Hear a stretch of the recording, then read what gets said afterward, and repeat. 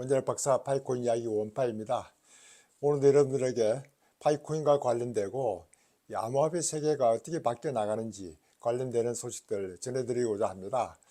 지난주에 파이 네트워크 오픈넷이 가까워 오고 있다 하는 그런 칭따오 판 박사의 트윗을 소개하면서 제가 상당히 좀 실수를 했습니다. 이 본래 트위터의 판 박사는 2010년도에 만들어지고 그 위에는 활동을 별로 하지 않았는데, 제가 작년에 만들어졌던 7월달에 만들어졌던 그 트윗에서 올라왔던, 며칠 전에 올라왔던 그 자체가 새로 이제 트윗을 만드는 줄 알고 거기에 나온 내용들이 그냥 오픈넷이 가까워져 가고 있다 하는 그런 내용이고, 그게 가까워져 가고 있다는데 여러 사람들이 기대를 하면서 댓글이 수십 개가 달려있기 때문에 그 댓글들을 보면서 파이오니어들이 뭘 바라고 있고 오픈넷을 바라고 있는지, 브라우저 앱의 활성화를 바라고 있는지 여러 가지를 이제 보면서 제가 여러분들에게 소개했던 것이 오픈넷을 기대하는 사람들의 어떤 그 민심을 전했다, 이런 생각으로 받아들이면 좋겠다 싶어서 제가 댓글에다가 죄송하다는 말씀을 드린 적이 있었습니다. 파이 뉴스가 며칠 전에 올라왔던 거 보면 파이 뉴스가 상당히 많은 트윗에 소개를 하는 편인데, 그게 이제 PC 버전으로 새로운 홈페이지를 만들고 여러분들의 그 의견을 수렴하는 것들을 보고 저도 상당히 앞으로 이렇게 이제 앞으로 파이 뉴스가 이렇게 이제 그 PC 버전으로 나와서 소개를 할 수 있으면 상당히 접근하기 편하겠다. 또한 우리 그 파이 브라우저 자체도 이제 PC 버전으로 만들게 되면은 이제 컴퓨터에 앉아서도 이제 여러 가지 작업들 하면서도 가끔 이렇게 파이 브라우저라든가 파이 뉴스를 보면 되겠구나 라는 생각이 들어서 상당히 반가운 그런 소식이 있었고요. 특히 어제 며칠 전에 이제 구독자분이 KYC 베리데이터를 한 1000개 이상, 하루에 1000개 이상 했다는 뭐 이런 그 내용들이 들어있어서, 그게 사실 여부이면 상당히 새로운 소식이고 해서 그분에게 이게 만일 사실이면 저에게 메일을 좀 보내달라고 했는데 저에게 메일을 보내왔습니다. 저는 이제 특별한 노하우가 있는 줄 알고 그 노하우를 여러분들하고 나눌까 싶었는데, 이분들은 상당히 연세가 있는 분이고 또 파이코인에 대한 신뢰를 하고 KYC 베리데이터 역할을 거의 열심히 하다 보니까 하루에 한 1000개씩 몇 명이 이제 그와 같은 걸 하고 있다 하는 이런 메일을 보고, 이게 정말 KYC가 제대로 열심히 하는 사람들에게는 이게 베리데이터도 기회도 많이 가고 있구나 하는 이런 생각이 들었습니다. 요즘 이제 이슈가 되는 것들이 CBDC에 관련된 이슈들이 상당히 많습니다. 그 연준의 페드나우 이후에 앞으로 CBDC가 될 것이냐 하는 이런 데 관심을 맞아서 CBDC의 찬반 논란도 있는 것 같고 여러 가지가 있어서, 지난번 한번 영상에서 제가 그 CBDC에 관해서는 국제결제은행에서는 유럽의 몇 개국에 실험을 해보고 테스트를 해보니까 상당히 도움이 될 것 같다. 이렇게 이제 그 중앙은행은 CBDC를 거의 완벽하게 제어할 수 있으며 사용자는 최상의 환율 혜택을 누릴 수 있다. 이와 같은 이제 발표를 한 반면에 미국의 싱크탱크인 카트 연구소에서는 나이지리아 같은 경우 이렇게 그 인프라가 부족한 데는 상당히 사용하는 것도 어려움이 있다. 근데 최근에 이제 카트 연구소에서 그 CBDC는 미국의 핵심 자유를 위협한다, 이런 뉴스를 보내면서 상당히 이슈가 되기 시작했습니다. 이게 이제 시민의 프라이버시를 위협하고 자유시장에 명백한 위협이 된다. 이와 같은 뉴스를 하면서 CBDC의 부정적인 시각이 67%가 부정적이고 중립은 21%, 긍정은 12%다. 이렇게 이제 기사화식에서 여론을 확인하고 있었는데, 플로리다 두 지사가 며칠 전에 나온 기사를 제가 이제 메모해 놓은 거는 CBDC 금지 법안 요구를 했습니다. CBDC를 금지했으면 좋겠다. 이렇게 한 이유는 정부의 통제를 받기 싫다. CBDC를 통해서 주의 모든 예산의 그런 흐름을 파악하게 되고 하면 이런 그 우리에게는 상당히 어려움이 있으니까 그와 같은 것들을 금지했으면 좋겠다 하는 이런 내용을 이제 기사화했던 걸 보고, 이게 주지사 정도도 이런 뉴스를 부정적으로 생각하는 사람도 있구나 하는 이런 느낌을 받았고요. 또한 이제 그 스페인 은행 총재했던 전 스페인 은행 총재는 상당히 긍정적으로 이제 얘기를 했습니다. CBDC는 최종 목표가 은행 예금을 완전 대체하는 것이고 모든 상업은행은 좁은 의미의 그 네로뱅크이고 사실 은행은 구조적으로 실패할 수밖에 없는 태생적 한계를 갖고 있다. 이런 표현을 썼습니다. 은행 총재가 전문가가 이와 같은 은행에 대해서 구조적으로 실패할 수밖에 없는 태생적 한계를 갖고 있다. 이런 표현을 쓰면서 이제는 이제 CBDC가 모든 것을 대체해야 된다. 이런 긍정적인 표현을 쓰고 있습니다. 오늘 아침에 이제 나왔던 뉴스 중에 하나가 제가 이제 메모를 했던 거는 로버트 케네디 주니어, 이게 아마 존 F 케네디의 조카가 아닌가 이런 생각이 드는데 이분이 이제 미국 대선 후보로 나오려고 하고 있는 것 같습니다. 민주당 미국 대선 후보로 나오려고 하고 있는데 이분이 이제 CBDC는 금융노예 제도와 폭정에 가깝다 하면서 상당히 이제 부정적으로 한 것을 오늘 아침 뉴스에 잠깐 읽어봤습니다. 그리고 연준의 CBDC 도입은 비트코인 압류를 하고 금지할 것이다. 이와 같은 표현을 썼습니다. 이분이 이제 비트코인을 압류하고 금지할 것이다 하는 것들을 보면서 이렇게 연준은 CBDC를 만들어서 모든 금융을 통제하면서 비트코인에 대해서도 계속 금지하려고 하는 모양이구나 하는 이런 그 로버트 케네디의 의견에 대해서 암호화폐 산업에서는 상당히 큰 관심을 가지고 있다. 파이코인을 하고 있는 저 입장에서는 CBDC에서 어떻게 생각을 해왔냐면은 암호화폐든 CBDC든 스테이블 코인이든 이런 코인 거래할 수 있는 그런 인프라가 활성이 되면은 우리 파이코인을 하고 있는 우리에게는 상당히 유리하지 않을까. 저는 우선 이렇게 생각하고 이렇게 이제 그 화폐로 거래되는 것이 디지털화돼서 전자지갑으로 거래가 되면은 이게 스테이블 코인이든 CBDC든 암호화폐든 크게 문제되지 않고 이런 생태계가 확장될 것이다. 이런 생각을 하고 여기에 이제 프라이버시 관련돼서는 좀 염려가 됐지만은 그런 것들은 크게 걱정하고 있지 않았습니다. 그게 이제 CBDC를 찬성하는 사람 중에 한 분이 이제 여러분들 아시겠지만은 그 엘리자베스 와렌이라고 이 양반은 진보 아이콘이라고도 얘기하는데 이 양반이 지난번 이제 그 실버게이트라든가 시그네뱅크가 망할 때 공매도를 쳐서 떼돈을 번 사람들을 통해서 정보를 가지고 암호화폐를 마치 복수에 집착해서 이런 그 반암호화폐 군대를 만들어야 된다. 이런 포인트를 써서 암호화폐에 대해서 엄청나게 부정적인 그런 영향을 가지는 분이 이분이 이제 디지털 세상에서 암호화폐를 발전시킬 수 있다면은 CBDC가 더 적합하다.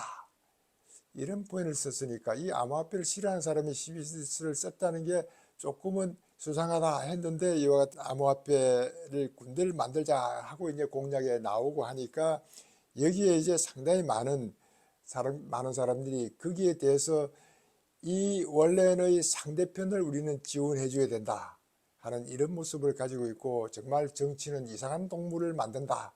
이렇게 모든 것들을 자기가 반 암호화폐라고 해서 정말 해서는 안 되는 건 아니지만은 공매도하는 이런 분들하고 손을 잡는다는 것은 상당히 수상하다 하는 이런 표현을 쓴 것도 있고 이제 엘리자베스 와렌은 게리 겐슬러가 이제 몇 년 전 청문회에 이제 그 위원장들 청문회 할 때 청문회에서 질문할 걸 게리 겐슬러에게 미리 주어가지고 이렇게 질문하는 게 좋으냐 하느냐는 걸 가지고 상당히 게리 겐슬러하고 교류를 하는 거기 때문에 게리 겐슬러가 상당히 요즘 이제 SC의 행포를 하고 있는 뒷받침을 해주고 있는 의원이기 때문에 저도 상당히 좀 관심을 가지고 있고 있었는데 이런 반암호화폐 군대를 만든다 이런 표현까지 쓰면서 이 민주당에서는 암호화폐를 좀 억누르고 있다 하는 이런 느낌을 받았습니다. 마침 그러고 있는데 민주당 대선 후보로 로버트 케네디 주니어가 이제 나온다고 하니까 어떤 결과가 생길지 궁금하기도 합니다. 이렇게 이제 그 미국은 크립토 엑소더스가 일어나기 시작한다. 그러니까 전 골드만 삭스 임원으로 있던 분이 미국에서 이제 크립토 엑스다스가 이제 예측이 되는데 가장 먼저 이제 코인베이스가 영국을 옮길 것 같고 서클 사가 파리를 옮길 것 같다 하는 이런 뉴스가 나온 이후에 며칠 전에는 라울 팔 리얼비전의 CEO입니다. 라울 팔이 과거 많은 은행들이 이제 완화된 규제를 위해서 영국으로 떠났는데 암호화폐 기업들을 SC의 가혹한 규제를 피해 다른 나라로 떠날 것이다 라는 이런 기사를 쓰면서 이제 코인베이스와 서클을 다시 언급했다는 것은 이게 사실화되어 가고 있는 모양이다 이런 생각이 들어서 이 암호화폐 업계가 영국과 프랑스라든가 이런 그 홍콩이라든가 이런 쪽으로 옮기고 있는 것이 현실화되어 가고 있다 이런 모습을 보여주고 있습니다.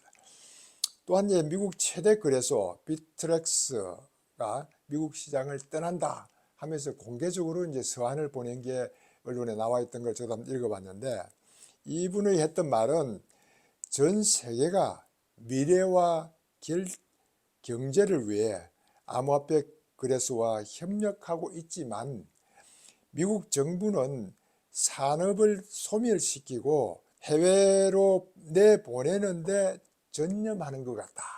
여기에 이제 비트렉스가 오래전에 이런 제재국하고 이제 코인 거래를 하면서 지원을 해줬다고 해서 상당히 제재를 받고 벌금을 2,900만 달러를 받는 등 이런 어떤 제재를 받으니까 이와 같은 사업을 미국에서는 더 이상 할 수 없다 하고 이제 중지를 하고 해외에 나가는 것들을 고려하고 있는 모양이다 하는 이런 생각을 하게 만들어요. 키스텝, 우리나라 한국과학기술기획평가원 키스텝에서 보고서가 나왔습니다. 이게 4월 6일 날 나온 걸 보고 여기에서 이제 2023년 중국 양회의 주요 내용 및 과학기술 비교 시사점이라는 것이 올라왔는데 제가 이제 여기에 양회라고 하면 전국인민정치협상회의 하고 이제 우리가 아는 전국연인대라고 하는 이런 그 두 대회가 지금 열리고 있습니다.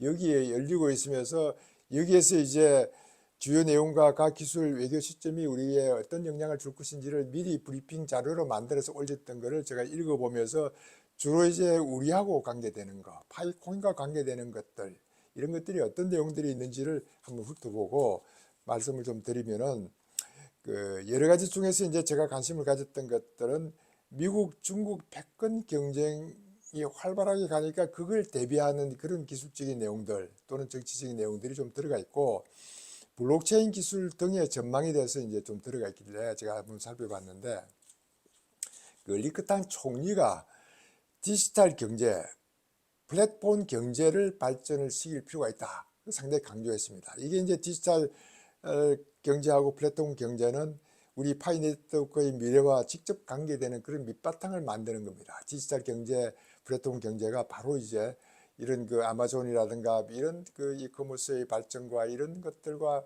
모든 그와 관련되어 있기 때문에 상당히 관심을 가져야 될 그런 경제 계통 중에 하나가 디지털 경제하고 플랫폼 경제입니다. 모든 것이 이제 플랫폼 경제를 통해서 일어나는 이런 일들을 우리가 이제 겪고 있고 이것이 이제 디지털화되어 있다 보니까 이 두 개가 합쳐져서 앞으로 미래는 큰 비즈니스가 된다고 보고 이걸 강조했고 또 하나 재밌는 것은 인공지능에 대해서 세계 최초로 인공지능 거버넌스 구축하는 원칙을 만든다 하는 것에 그 원칙을 8가지 뭐 조화와 우호성, 공정성과 정의, 포용과 공유 뭐 이렇게 8가지가 나와 있는데 이게 이제 세계 최초로 만든다는 겁니다. 인공지능이 상당히 요즘 이제 발달되고 챗GPT를 통해서 이제 어떤 그 장점도 있지만은 단점이 있다고 이제 하고 일론 머스크는 거기에 대해서 상당히 이제 문제점을 제기하면서 얘기하는 것도 있고 한데 어느 나라도 거기에 대해서 관심을 가지지 않고 있고 어떤 전문가는 인공위성이 우리 인류에게 주는 위협이 더 큰데 정부에서는 전혀 언급을 하지 않고 이 암호화폐 기술을 활성화시켜야 될 텐데 이것만 규제하고 있다 이런 포인트를 쓸 정도로 인공위성의 위험에 대해서 언급을 하고 있는 판인데 중국이 바로 세계 최초로 인공지능 거버넌스의 구축을 위한 원칙 정해놓고 앞으로 여기에 대해서 발전시켜 나갈 수 있는 그런 걸 얘기하는 걸 보고 저도 상당히 놀랬다 하는 말씀을 드리고, 미중 패권 경쟁에 대응하기 위해서 중앙 집권화와 우호 세력 규합을 하겠다, 이런 포인트를 썼습니다. 중앙 집권, 지금도 중앙 집권인데 이게 뭐냐 했더만은 당정 분리해서 당을 더 강하게 하고 정을 약하게 해서 뭔가 정부보다는 당에서 정권을 가지고 중앙 집권화하고 우호 세력 규합 등등은 지금 이제 시진핑이 여러 나라들하고 이제 협력 관계를 맺고 있고, 이런 것들이 오늘 아침에 이제 중앙일보 뉴스에 나온 것들도 이렇게 이제 그 마크론 대통령 같은 이런 분들도 만나고 뭐 이시 의장도 만나고 여러분들하고 만나는 이런 것들을 이제 우호 세력을 위한 규합을 한다, 뭐 이렇게 이제 포인하고 있지 않을까, 이런 생각이 우선 들고, 이렇게 이제 각 기술부를 재편해서 중앙과학기술위원회를 신설한다, 이렇게 중앙과학기술위원회를 신설을 하면서 이게 시진핑이 직접 관리한다, 이렇게 나와 있습니다. 과학기술, 금융관리, 감독, 데이터 관리, 이런 가장 핵심적인 것들을 시진핑이 직접 관리한다. 여기 이제 금융관리, 감독, 데이터 관리, 이것이 암호화폐와 블록체인 기술과 관계되어 있을 것 같고, 국무원의 직속 기구로 국가금융감독관리 총국을 만들고 국가 데이터국 신설을 해서 여기에 이제 디지털 중국, 디지털 경제, 디지털 사회 관련 계획을 총괄한다, 이런 표현을 썼습니다. 참 앞으로 이게 얼마 전에 이제 시진핑이 직접 하면서 블록체인 규정의 세계 모범을 만들겠다, 이런 표현을 썼던 것처럼 블록체인 기반과 암호화폐가 중국에서 상당히 기반을 닦기 위해서 노력을 하고 있다 하는 이런 것들을 엿볼 수 있었습니다.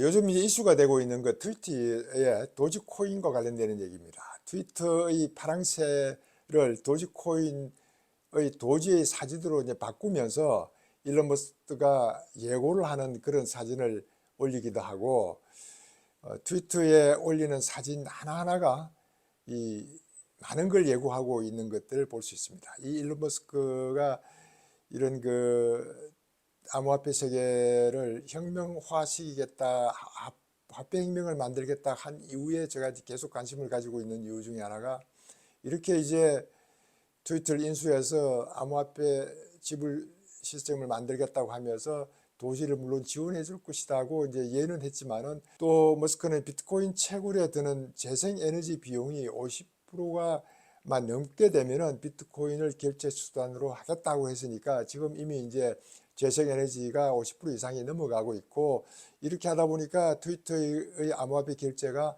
이런 암호화폐 활성화에 크게 기여할 것이다, 이런 뉴스들이 이제 계속 나오고 있고, 이와 같은 것이 트위터상에서 나오지만은 월스트리트 저널에서도 머스크의 꿈 하면서 트위터를 세계에서 가장 큰 금융기관으로 만들겠다는 그 트위터 머스크의 꿈을 이제 소개하면서 20년 전부터 준비해 온 것이다. 물론 20년 전부터 준비하면서 엑스닷컴이라든가 페이팔이라든가 뭐 이런 것들을 쭉 해왔다는 그런 흐름을 이미 우리는 이제 많은 영상에서 다뤘지만은, 이런 월스트리트 저널에서도 이와 같은 기사를 다루는 거 보니까 상당히 분위기가 그쪽으로 가고 있는 것 같다 하는 이런 느낌을 이제 받아봤습니다.